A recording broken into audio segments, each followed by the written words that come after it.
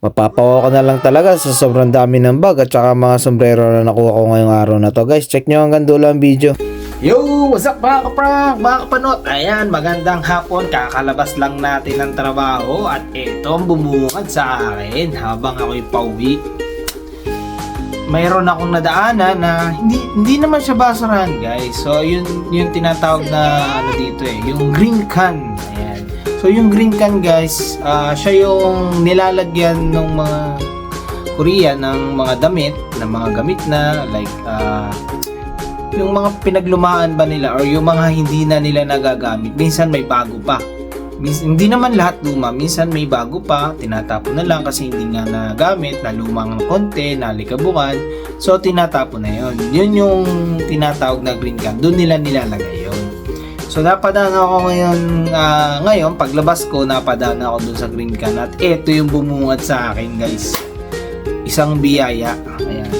I-share ko lang sa inyo kung ano yung nakuha ko. Ito. So, konti lang naman to, bag at saka sombrero lang. Maigi din pampadala sa mga minamahal, pambigay-bigay. Kesa naman bumili pa, diba? So, practical lang tayo guys kasi medyo mahal din talaga yung mga original at mga brand new. So, ito lang yung makakayanan natin. O guys, check nyo muna. Ayan guys, ito yung mga nakakuha ko dun sa green can guys. So, ayan o. So pagdaan ko, nandun lang siya sa may tabi ng green can, hindi na siya nailagay dun sa mismong can kasi nga masyadong marami. So meron pa nga dong pangsanggipsal, iniwan ko na lang. So ayan, legit original The North Face. Ayan, check natin. So ngayon ko palang bubuksan, inihanay ko lang. Ayan, legit yan guys ha. Legit na North Face yan guys. Oh, The North Face. Ayan, mga kapanort, mga kaprank. At ito, New Balance. So, ito, dalawa, pang bata naman to. New Balance. Buksan din natin, guys. Para makita natin yung loob kung legit. Meron pa dito na to. Meron pa siya ng ano, guys. Pang ano ba to? Teka, gumamit nga tayo ng ano. Pakita muna, ayan. Ito, New Balance. Tapos, Suprer. Hindi ko alam yan. Ito, cool bag. Tapos ito guys, ito malupit. Hindi lang to kilala dyan sa Pinas yung tatak. Pero mamahalin din dito to itong Decente. So, ito ay Korean brand yan. Medyo gamit na gamit lang talaga yan.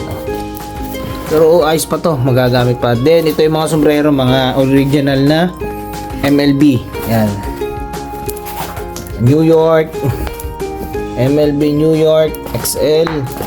Ito may snapback. Yan, New York Yankees, medium to XL. Ito socks, medium to XL, MLB din. Tapos ito Cooper's Collection. Di ko alam kung anong team to Ano bang team to guys? Comment nyo na lang sa video. Di ko alam to.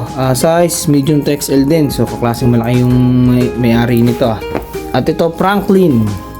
Pang-akin yata to Katukayo ko to Pangalan ko to Franklin Franklin, it's for me yata to. Yan Go guys, makikita nyo yan. Mga laba-laba lang yan guys. Kulang lang sa laba. Talagang magaganda pa. Mga bagong-bago pa. Lalo na tong New Balance na to. Ayan, tingnan natin yung loob. Ayan guys, legit New Balance yan. Naman, ayan puro tatak ang ano. Tapos ito, lagayan ng maluto para hindi agad lumamig. Pag mainit ang maluto na nilagay. Ayan yung may isolation. Nice. Ganda guys. Tapos ito ano to? Ganun din. Same. Ito, tingnan natin to, check natin guys. Ganun din, lagayan din ng pagkain kasi may isolation siya. 3. Tapos ito, may isolation din sa loob guys. Kung ano yata to, tubigan. Para pang sabit ba, ayan sa bata. Ito naman, ito yung tawag sa ganitong bag, shoulder bag. Hindi naman siya, fake lang siya guys, pero okay na rin, pwede rin magamit. Lagayan ng mga pera kung may pupuntahan ka. Yan yan, bag. Lagayan din ng pera, mga pang makeup. Ito naman, ano ba to? cooler bag. Ito. Isa. Cooler bag din guys. O, ayan. Buksan natin. Ayun. Lagayan din ng mga maluto. Ayan. Back to me guys. So ayun guys, napakita ko na sa inyo yung so i-review ko lang ulit na kita nyo naman yung mukha ko, hindi lang yung yung mga gamit. Pero dito pa lang guys sa tatlong bag. Dito pa lang sa tatlong bag guys, solid na. Ayan, may papadala na tayo sa Pinas. So pag di kayo magiging practical dito guys, di tayo makakaipon. Ayan. Yan ang buhay dito sa ibang bansa, no? So sa mga nagnanais pumunta dito sa South Korea at wala kayong idea, wala kayong knowledge at iniisip nyo scam, hindi po, ayan, nandito na ako.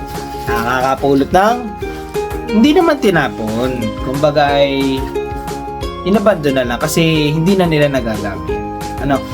So ayan, goods sa goods pa, Marami po niyang ganyan dito, lalo na dun sa idol natin na si Tatay Ron. Yan, shoutout kay Tatay Ron, idol na idol yan. Sobrang dami niyang natutulungan, nabibigyan. Ayan guys, sa mga gustong makapunta ng South Korea, walang idea, pwede po kayo magtanong sa akin, chat nyo lang ako, message nyo lang. Or minsan, pag may time ako, gagawa ako ng video para sa mga nagtatanong. Okay? So yan, bye-bye, hanggang dyan na lang po. Salamat at huwag nyo pong kakalimutan na i-follow ako, i-like, subscribe at share niyo yung mga video ko sa YouTube, IG, TikTok at Facebook. Yan. So, it's a prank TV 2.0. Thank you. Bye-bye.